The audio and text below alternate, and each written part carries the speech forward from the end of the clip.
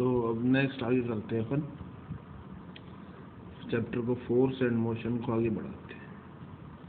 Force and motion, ठीक है। तो अब नेक्स्ट है हमारे पास में जो है वो है law of conservation of momentum.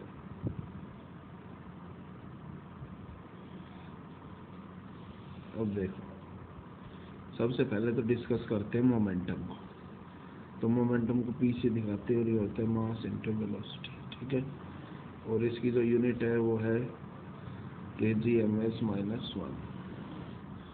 जो यूनिट है वो है अपने पास में kgms-1 और ग्राम सेंटीमीटर पर सेकेंड, ठीक है। तो ये दो यूनिट्स हैं हमारे पास में। और कैसी क्वांटिटी है, वेक्टर, ठीक है। तो सबसे पहले देखते हैं अपने पास में कि ये हमारे पास एक बॉडी है जिसका मास m1 है और इनिशियल वेलोसिटी u से जा रही है, ठीक है। ये दूसरी भी है u1 से, ये दूसरी बॉडी है और जिसका मास m2 है और वेलोसिटी u, ठीक है। तो आपस में जो है ये दो बॉडीज हैं वो कुछ देर के लिए एक दूसरे के इंटरेक्शन में आएंगी, नज़दीक आएंगी। तो ये बॉडी इस पे फोर्स लगाएगी और ये इस पे फोर्स लगाएगी। तो F12 is equal to minus F21, clear है ना। तो उसके बाद में दोनों बॉडी सेपरेट हो जाएंगी और इसकी वेलोसिटी होगी, इसका मास m1 और वेलोसिटी v1, और दूसरे का मास जो है वो m2 और वेलोसिटी v2 होगा, ठीक है। तो सबसे पहले अपन ये उठाते हैं, जब बॉडीज एक दूसरे के नज़दीक आएंगी तो एक दूसरे फोर्स लगाएंगी, और जो फोर्स लगाएंगी that is according to Newton's third law. To every action there is equal and opposite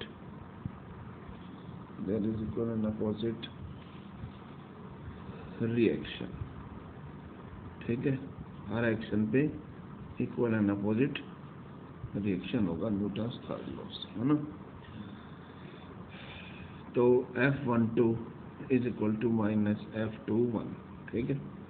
अब F12 and that is equal to M1A1 and F21 is equal to M2A2, ठीक है। तो पुट कर दिया, पुट द वैल्यूज, तो हो जाएगा M1A1 is equal to minus M2A2, है ना। तो M1A1 is equal to V1 minus U1 upon T and A2 is equal to V2 minus U2 upon T। तो V1 minus U1 upon T is equal to minus M2 V2 minus U2 upon T, ठीक है।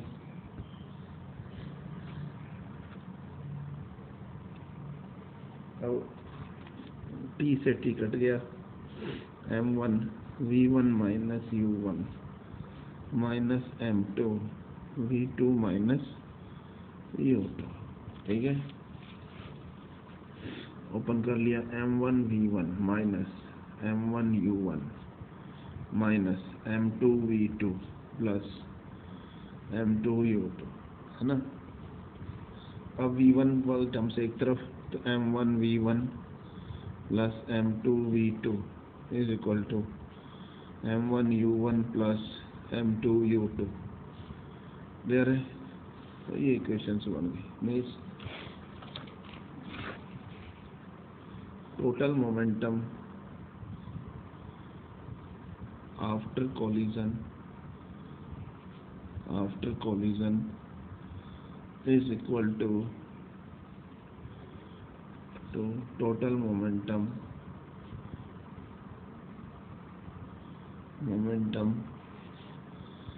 Before collision. ठीक है, तो टकराने से पहले जो टोटल मोमेंटम है वो टकराने के बाद उसके बराबर हो जाएगा। समझ आ गया?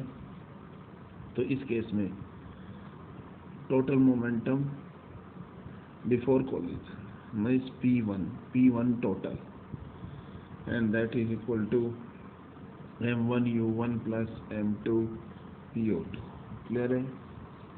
ऐसे total momentum after collision means P initial P final total, and that is equal to m1v1 plus m2v2। Clear है? तो ये हो गया।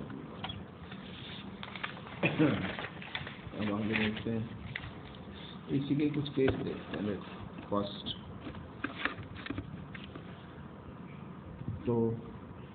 फर्स्ट है, एक गन है, ये एक गन है, इसमें एक बुलेट जो है वो लोडेड है,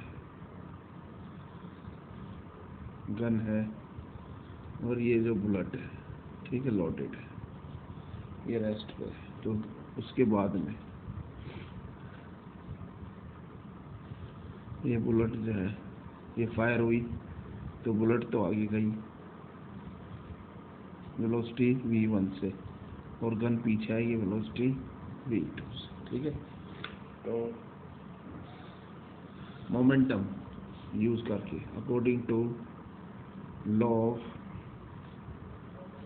कंजर्वेशन ऑफ मोमेंट, ठीक है, तो m1u1 plus m2u2 is equal to m1v1 plus m2v2, है ना। तो m1u1 प्लस m2u2 0, तो 0 is equal to m1v1 plus m2v2। Clear है? तो हमारे पास हो जाएगा m1v1 is equal to minus m2v2। ये क्वेश्चन बन जाएगी इस केस के लिए। ठीक है ना। और एक चीज हमारे पास में ये law of conservation of momentum कहाँ लगा है? Where we have to apply law of conservation of moment. तो हम जानते हैं F external is equal to dp upon dt होता है। तो एफ एक्सटर्नल हो जाए हमारे पास में 0, तो dp upon dt is equal to हो जाएगा 0। तो so dp is equal to 0 means change in momentum is 0, and dp is p2 minus p1 is equal to 0। So p2 is equal to p1। ठीक है, means initial momentum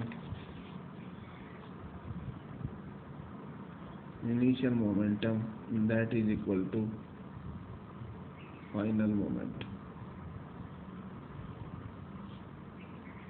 ठीक है, ये हो गया क्लियर अपने पास में।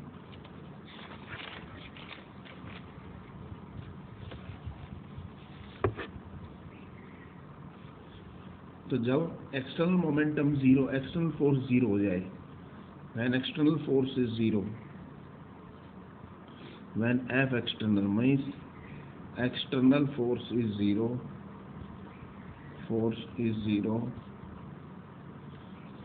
then we apply law of conservation of momentum। तब लगाते हैं अपन law of conservation of momentum. ठीक है, तो then we use law of conservation of moment, है ना।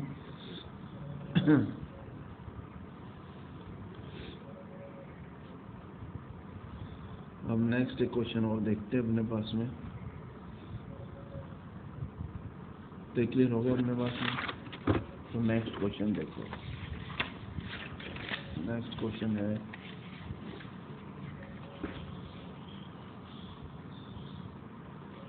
two bodies of masses 10 and 20 kg are moving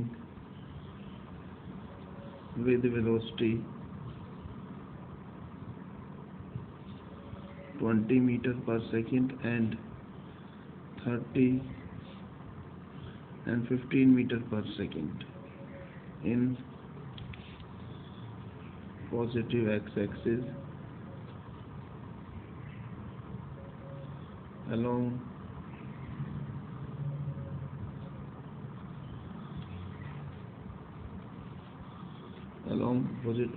positive x-axis along same direction, along same line, ठीक है, सेम लाइन के along move कर रही है. After collision, the velocity of first body is 18 meters per second. Then find the velocity of second body. है ना? तो देखो कैसे सॉल्व करें इसका. तो m1 u1 plus m2 u2 is equal to v1 plus m2 v2. So m1 is equal to 10 kg, m2 is equal to 20 kg, u1 is equal to 20 meter per second, u2 is equal to 15 meter per second. ठीक है.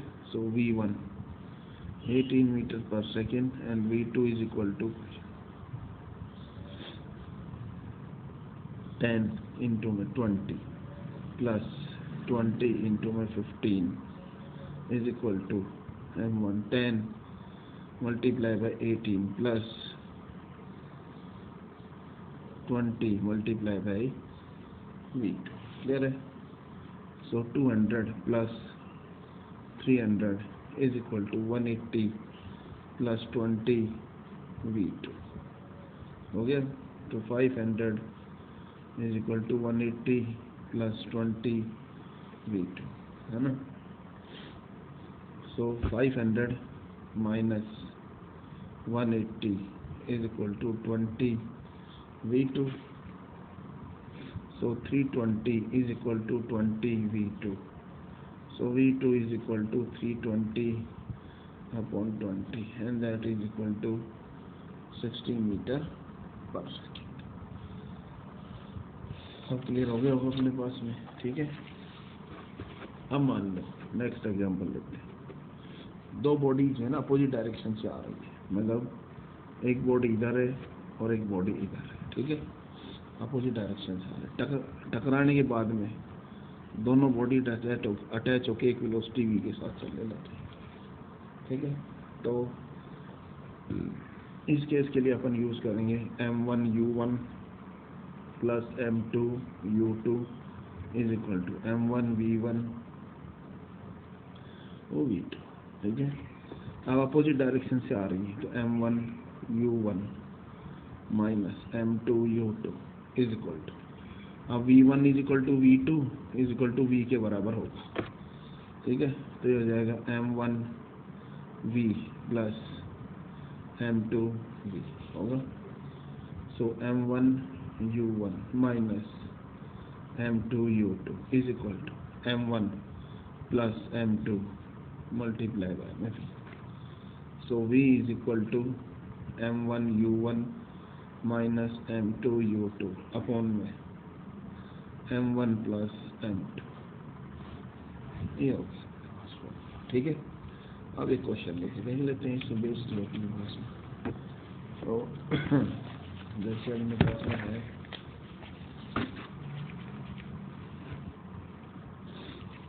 Example, ये body है जिसका mass 4 kg, velocity v1 m1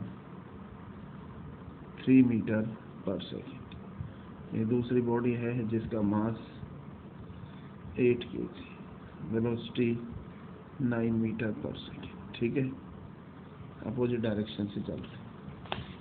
टकराने के बाद में दोनों मासेस अटैच होकर वेलोसिटी से चलने लगे। तो हमारे पास में सॉल्यूशन आएगा m1v1 minus m2v2 is equal to m1 plus m2 multiply by v। So v is equal to m1v1 minus 2v2 divided by m1 plus m2। ठीक है, m1 सो 4 इंटू में 3 माइनस 8 इंटू में 9 डिवाइडेड बाय दोनों का सम 12। तो 12 minus 72 upon 12 that is equal to minus 60 upon 12 that is equal to minus 5 metre पर second. So final velocity is equal to minus 5 metre पर second. ठीक है, तो क्लियर हो गया अपने पास में। अब एक एग्जांपल और लेके देखते हैं। A bullet of mass 500 gram is loaded in a gun of mass 5 kg. The bullet is fired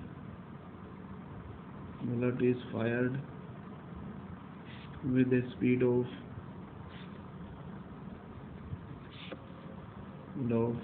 300 meter per second. Find the speed of gun. तो देखो सॉल्यूशन इसका अपन जो सॉल्व करेंगे वो अपने पास में m1u1 plus m2u2 is equal to m1v1 plus m2v2।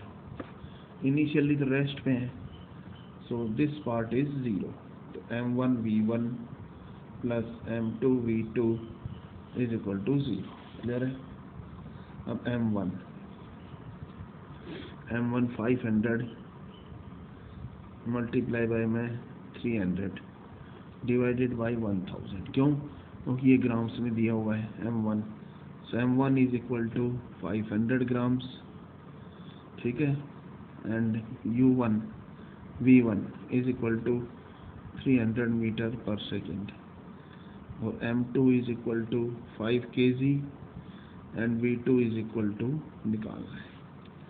So plus m2 5 into में v2 इज इक्वल टू 0, 3 0 से cancel, 150 plus 5v2 0, 5v2 is equal to minus 150। So v2 is equal to minus 150 upon 5 minus 30। So v2 is equal to minus 30 metre पर second. और इस velocity को जो है ना अपन recoil velocity भी बोलते हैं।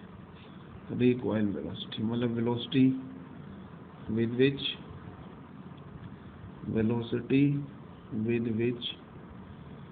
Which the gun